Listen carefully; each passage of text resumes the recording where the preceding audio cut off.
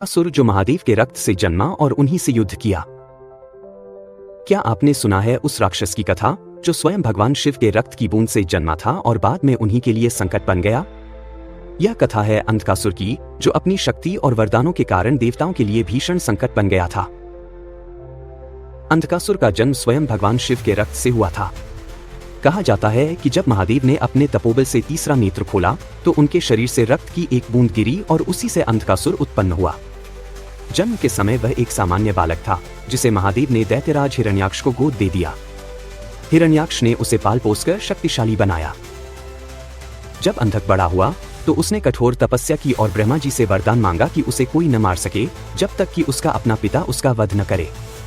उसे नहीं पता था कि उसका असली जन्मदाता स्वयं महादेव है। वरदान पाकर अंधकासुर अहंकारी हो गया और उसने संपूर्ण ब्रह्मांड पर आक्रमण कर दिया। उसने स्वर्ग पर अधिकार कर लिया, ऋषियों को प्रताड़ित किया और यहां तक कि पार्वती जी का हरण करने का प्रयास किया। भगवान शिव ने अंधकासुर के अत्याचारों को रोकने का निश्चय किया। एक भयंकर युद्ध हुआ जिसमें अंधकासुर को रोकना कठिन हो गया, क्योंकि जैसे ही उसका रक्त भूमि पर गिरता वैसे ही नए नए राक्षस उत्पन्न हो जाते।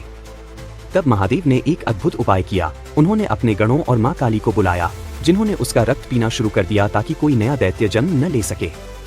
अंततः शिवजी ने अपने त्रिशूल से अंधकासुर का वध किया। कथाएं कहती हैं कि अंधकासुर ने मरने से पहले भगवान शिव से क्षमा मांगी और उन्हें पिता रूप में स्वीकार किया। उनकी करुणा से प्रसन्न होकर महादेव ने उसे अपने गणों में शामिल कर लिया।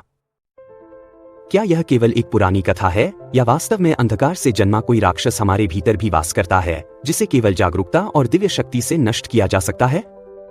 आपका क्या विचार